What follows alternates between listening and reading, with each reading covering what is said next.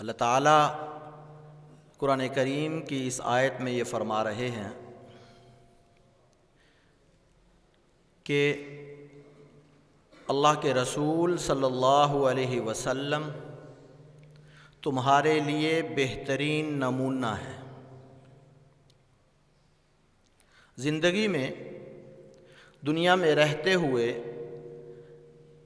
انسان کوئی بھی کام کرے، اس کام کے کرنے کے جتنے طریقے ہو سکتے ہیں ان میں سے وہ طریقہ جس کو آقا دو عالم صلی اللہ علیہ وسلم نے اختیار فرمایا وہ طریقہ سب سے بہترین ہے، سب سے اعلیٰ ہے، سب سے عمدہ ہے، دنیا کے اعتبار سے بھی، آخرت کے اعتبار سے بھی، مقدار کے اعتبار سے بھی، معیار کے بھی اعتبار سے بھی، ہر اعتبار سے وہ طریقہ سب سے افضل اور سب سے اعلیٰ ہے۔ اللہ تبارک و تعالیٰ نے ہمیں جتنے حکم دیے ان میں آقا دو عالم صلی اللہ علیہ وسلم نے وہ احکام عملی طور پہ ہمارے سامنے پیش کیے۔ پھر اللہ تعالیٰ نے جو احکام دیے ہیں ان میں ضروری حصہ بہت تھوڑا سا ہے، اور اللہ کے محبوب آقا دو عالم صلی اللہ علیہ وسلم نے جو عمل کر کے دکھایا وہ بہت زیادہ ہے اور بہت عمدہ ہے۔ اس کی مثال نماز کی لے لیجئے۔ اللہ تبارک و تعالی نے 5 نمازیں فرض فرمائیں۔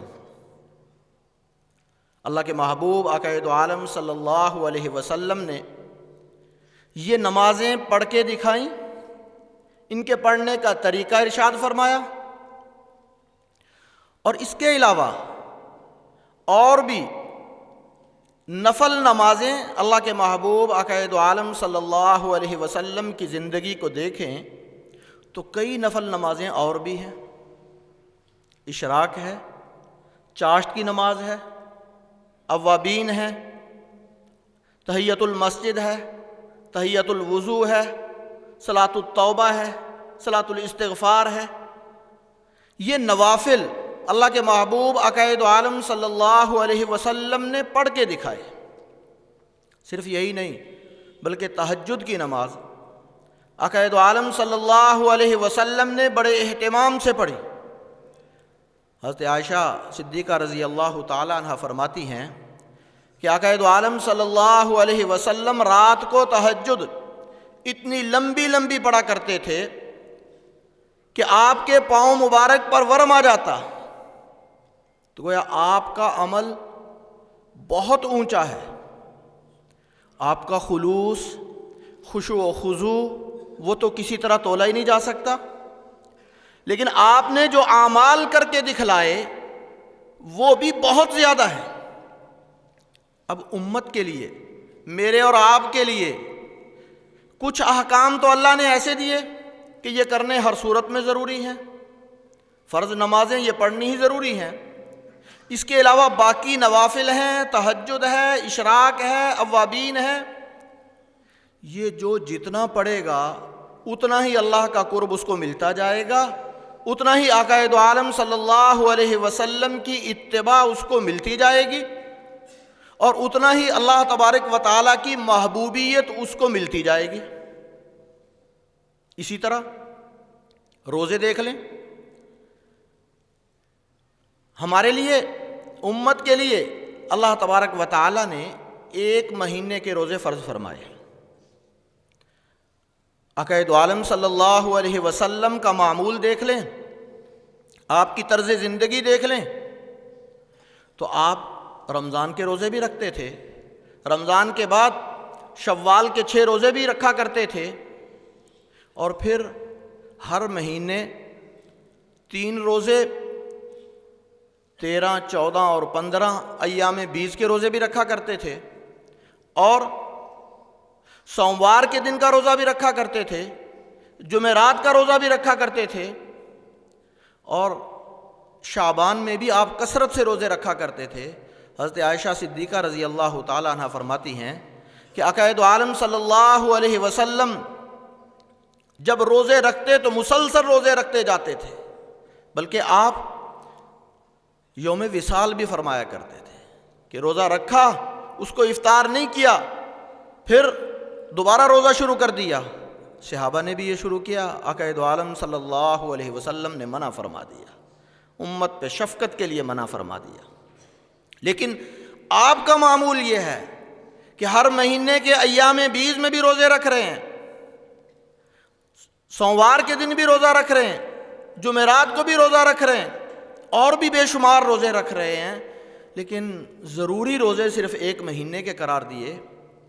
اور اگر کوئی شخص آقا دو عالم صلی اللہ علیہ وسلم کی اتباع کرے تو جتنی اتباع کرے گا آپ کی اتنا ہی اللہ کا قرب اس کو اتنا ہی زیادہ ملتا جائے گا، اتنا ہی اللہ تبارک و تعالیٰ کی محبوبیت اس کو ملتی چلی جائے گی، اتنا ہی اللہ تبارک و تعالیٰ کا قرب اس کو ملتا ہی چلا جائے گا۔ اسی طرح زکوٰۃ ہے، مال کا خرچ کرنا، یہ اللہ تبارک و تعالیٰ کا حکم ہے۔ امت کے لیے یہ ہے کہ 2.5% زکوٰۃ دینی ہے، اپنے مال میں سے 40واں حصہ 2.5% زکوٰۃ دینی ہے، اور اگر زمین میں سے کچھ نکل رہا ہے تو اس کا عشر دینا ہے یا نصف عشر ہے۔ اسی طرح اور صدقہ فطر ہے۔ یہ مال میں سے بہت تھوڑی سی مقدار اللہ نے ہمارے لیے ضروری قرار دی ہے، لیکن اللہ کے محبوب آقا دو عالم صلی اللہ علیہ وسلم کی طرز زندگی دیکھیں، آپ کی طرز زندگی اگر ہم دیکھیں تو آپ کے پاس مال رہتا ہی نہیں تھا، جتنا مال آ گیا اس کو خرچ فرما دیا کرتے تھے۔ ایک مرتبہ بحرین سے کافی سارا مال آیا، مسجد کے صحن میں ڈھیر لگ گیا۔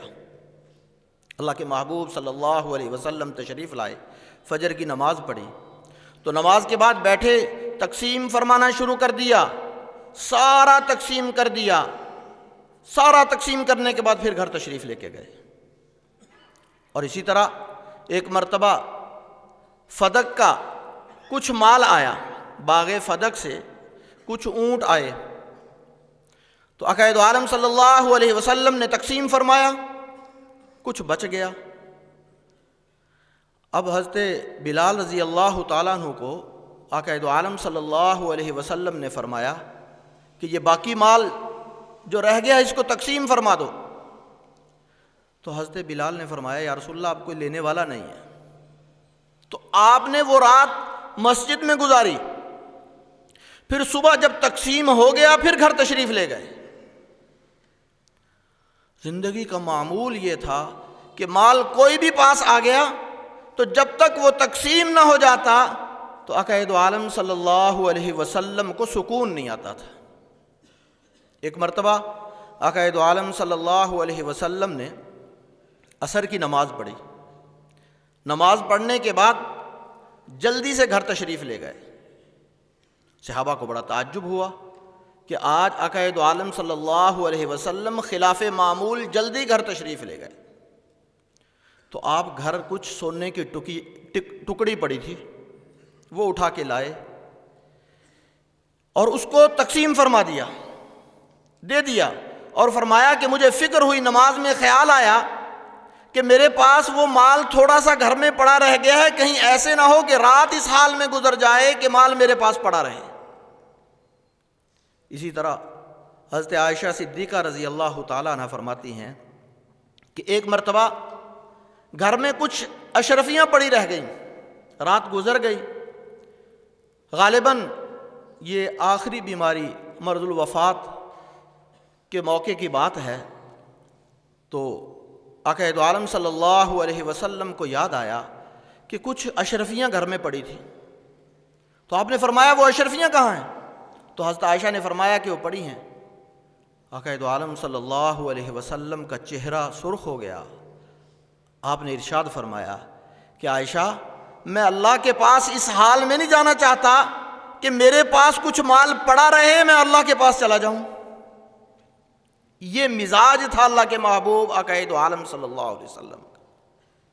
پھر یہی نہیں، ایک مرتبہ آقا دو عالم صلی اللہ علیہ وسلم کے پاس پہننے کے لیے کچھ نہیں تھا، تہبند باندھا ہوا تھا، اوپر والی چادر کسی نے ہدیہ دی، آپ نے وہ چادر لے کر اپنے اوپر اوڑھ لی۔ ایک اور صحابی آئے، انہوں نے آ کر عرض کیا یا رسول اللہ آپ کی چادر بہت اچھی ہے، بہت خوبصورت ہے، تو یہ مجھے عنایت فرما دیجئے۔ آپ نے بغیر توقف کے فوراً ان کو عنایت فرما دی۔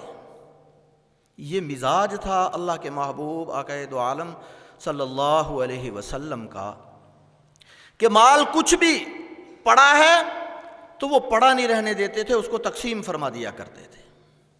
اور میرے اور آپ کے لیے حکم یہ ہے کہ اتنا مال ضروری ہے خرچ کرنا، اور اگر اس میں جتنا اضافہ کرتے جائیں گے، اللہ کی راہ میں مال دیتے چلے جائیں گے، غریبوں اور محتاجوں کی ضرورت کو پورا کرتے چلے جائیں گے، غمخواروں اور مصیبت زدہ کا خیال کر کے ہم خرچ کرتے چلے جائیں گے، اتنا ہی آقا دو عالم صلی اللہ علیہ وسلم کی سیرت کے قریب ہوتے چلے جائیں گے، آپ کی اتباع کرتے چلے جائیں گے، اللہ کا قرب ملتا چلا جائے گا، اور اللہ تبارک و تعالیٰ کی رضا ملتی چلی جائے گی۔ یہ تو میں نے عبادات کی چند ایک مثالیں دی، بہت مختصر۔ بالکل اسی طرح آقا دو عالم صلی اللہ علیہ وسلم کا یہی حال ہے معاملات میں، معاشرت میں اور اخلاق میں۔ ایک مثال اخلاق کے متعلق یہ عرض کروں کہ اللہ تبارک و تعالیٰ خود یہ فرما رہے ہیں اِنَّكَ لَعَلَىٰ خُلُقٍ عَظِيمٍ، آپ سب سے اعلیٰ معیار پر، اخلاق کے سب سے اعلیٰ معیار پر ہیں۔ اپنوں کے ساتھ حسن سلوک اور محبت اور تعلق کا جو حال تھا وہ تو سب کے سامنے ہے، لیکن آقا دو عالم صلی اللہ علیہ وسلم کا جو طرز عمل اپنے دشمنوں کے ساتھ تھا وہ بھی مثالی تھا۔ آپ نے سنا ہوگا کہ آقا دو عالم صلی اللہ علیہ وسلم غزوہ ذات الرقاع سے واپس تشریف لا رہے تھے، راستے میں آپ ایک درخت کے نیچے آرام فرما رہے تھے، کچھ دیر کے لیے لیٹے، اپنی تلوار وہاں لٹکا دی تو ایک شخص آ گیا، اس نے تلوار اٹھا لی اور آپ کو قتل کرنے کا ارادہ کر لیا۔ جب قتل کرنے کے ارادے سے تلوار سونت لی، اللہ کے محبوب کو قتل کرنے کے لیے تلوار سونت لی، تو کہا کہ تم سے اب آپ کو مجھ سے کون بچائے گا؟ تو اللہ کے محبوب آقا دو عالم صلی اللہ علیہ وسلم نے فرمایا اللہ۔ یہ فرمایا اللہ فرمانا تھا کہ وہ کانپ کے اس کے ہاتھ سے تلوار گر گئی اور آپ نے تلوار اٹھا لی۔ اب دیکھیے، ایک دشمن ہے، جان لینے کے لیے آیا ہے، سامنے کھڑا ہے، اور قتل کرنے کا ارادہ ہے، تلوار بھی سونت لی۔ تو پھر آقا دو عالم صلی اللہ علیہ وسلم نے فرمایا کہ اب تمہیں کون بچائے گا مجھ سے؟ تو بالکل خاموش ہو گیا۔ تو اللہ کے محبوب آقا دو عالم صلی اللہ علیہ وسلم نے اس دشمن کو معاف فرما دیا۔ بالکل اسی طرح بیسیوں نے بے شمار مثالیں۔ جب آقا دو عالم صلی اللہ علیہ وسلم ہجرت کر کے تشریف لا رہے تھے تو راستے میں آپ کا پیچھا کیا کفار مشرکین مکہ نے یہ اعلان کیا تھا کہ جو رسول اللہ صلی اللہ علیہ وسلم کو پکڑ کے لائے گا اس کو 100 اونٹ ملیں گے۔ تو ایک شخص پیچھے پہنچ گیا تو حضرت ابوبکر صدیق رضی اللہ تعالیٰ عنہ نے فرمایا کہ یا رسول اللہ یہ آ گیا ہے۔ تو آپ نے اللہ سے دعا کی تو اس کا گھوڑا زمین میں دھنس گیا۔ تو اس نے کہا کہ یا رسول اللہ میرے لیے، میں آپ کا پیچھا نہیں کروں گا، آپ دعا کر دیجیے اللہ مجھے بچا لے۔ عین اس حالت میں جب دشمن سامنے ہے اور دشمن کا سامنا ہے اور بالکل وہ آپ کی جان کے در پہ ہے، آپ نے اس وقت بھی معافی فرما دی۔ پھر دوبارہ ہوا، تیسری مرتبہ ہوا، پھر دھنس گیا، پھر تیسری مرتبہ ہوا تو یہ دشمنوں کے ساتھ آپ کا برتاؤ. اگر زندگی دیکھیں حضرت سفیان ہیں، ایمان لے آئے، لیکن ساری زندگی آپ کے ساتھ جنگوں میں گزری. فتح مکہ کے موقع پر آپ نے معافی کا اعلان فرمایا، اور پھر صرف معافی نہیں فرمائی، یہ فرمایا من دخل فی دار ابی سفیان فہو آمن، جو اس کے گھر میں داخل ہو جائے اس کو بھی امن ہے. اور پھر ابو سفیان نے یہ کہا یا رسول اللہ میرا گھر تو چھوٹا ہے، سب کے گھروں میں جو گھر دروازہ بند کر لے اس کو بھی امن مل جائے. اللہ کے محبوب نے وہ اعلان فرما دیا. تو یہ برتاؤ تھا دشمنوں کے ساتھ، اپنوں کے ساتھ اور دشمنوں کے ساتھ. تو یہ زندگی اللہ کے محبوب آقا دو عالم صلی اللہ علیہ وسلم کی طرز زندگی، آپ نے اتنا اعلیٰ معیار کا حسن معاشرت، حسن معاملات اور طرز زندگی پیش فرمایا کہ اگر ہم اس راستے پہ چل پڑیں، جتنا کا عمل ہو جائے، تھوڑا ہو جائے زیادہ ہو جائے، اس راستے پہ چلنے لگ جائیں، تو اللہ تعالیٰ قرآن کریم میں اسی کا اعلان فرما رہے ہیں قل ان کنتم تحبون اللہ فاتبعونی یحببکم اللہ. اللہ تعالیٰ یہ اعلان فرما رہے ہیں اتباع رسول صلی اللہ علیہ وسلم کی کریں گے تو اللہ تعالیٰ خود اس کو محبوب بنا لیں گے، اللہ اس سے محبت کرنے لگ جائیں گے. تو میری اور آپ کی زندگی اگر اللہ کے محبوب آقا دو عالم صلی اللہ علیہ وسلم کی طرز زندگی کے جتنا قریب ہو جائے گی، اتنی ہی اللہ کی محبت ہم سے ہو جائے گی، اتنی ہی اللہ تبارک و تعالیٰ کی رضا ہمیں مل جائے گی، اتنا ہی اللہ تبارک و تعالیٰ کا ہمیں قرب مل جائے گا. اس لیے آج سے اگر میں اور آپ یہ نیت کر لیں کہ ہم اپنی زندگی میں اللہ کے محبوب صلی اللہ علیہ وسلم کی طرز زندگی اپنی زندگی میں اپنانے کی کوشش کریں تو انشاءاللہ ساری برکتوں کا ذریعہ ہوگا، ساری خیروں کا ذریعہ ہوگا. اللہ تبارک و تعالیٰ مجھے اور آپ کو عمل کی توفیق عطا فرمائے.